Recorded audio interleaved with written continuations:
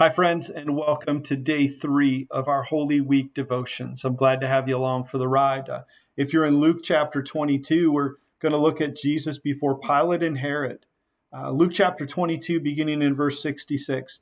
At daybreak, the council of the elders of the people, both the chief priests and teachers of the law, met together, and Jesus was led before them. If you are the Christ, they said, tell us.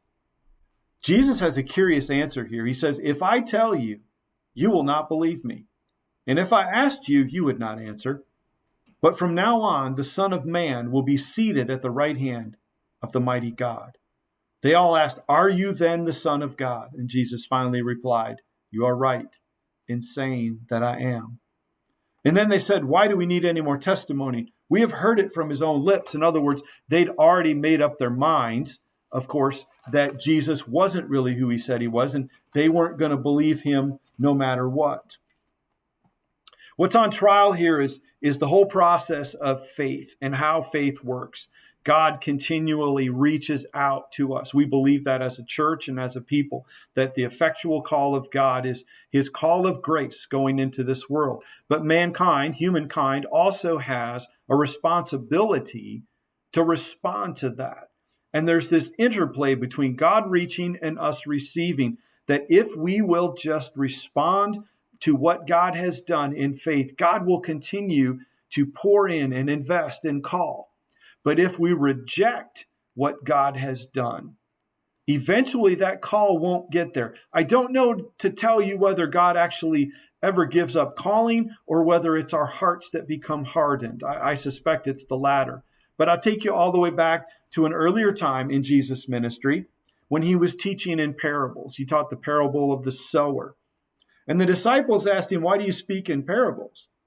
And he said this, he said, the knowledge of the secrets of the kingdom of heaven has been given to you, in other words, you who will listen, but not to them, those who won't.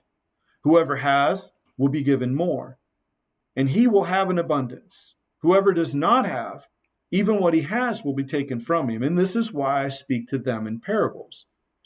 And then he quotes Isaiah chapter 6, though seeing, they do not see. Though hearing, they do not hear or understand. In them is fulfilled the prophecy of Isaiah. You will be ever hearing, but never understanding. You will be ever seeing, but never perceiving. For this people's heart has become calloused. They hardly hear with their ears, and they have closed their eyes. Otherwise, they might see with their eyes, hear with their ears, understand with their hearts, and turn, and I would heal them.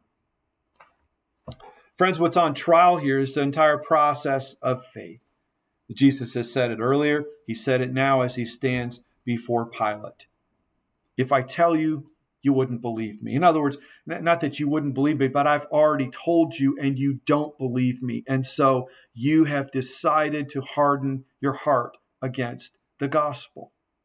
For those of us who believe and hold Jesus dear, we should be so very, very thankful that somewhere in our heart, there was a soft place that the message of Christ came in and it changed and it turned us. And we wanted, we longed, we hungered for a little bit more.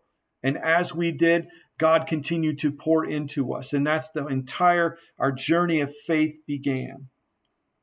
As we consider this Holy Week, as we head towards the cross, towards the grave, and then towards the empty tomb, hallelujah, I want us to consider in our hearts how much God has invested to bring us into the kingdom and how much we can be investing in others so that they can come in as well. Friends, God bless you on your journey. We'll see you again tomorrow and hope to see all of you on Sunday morning. God bless.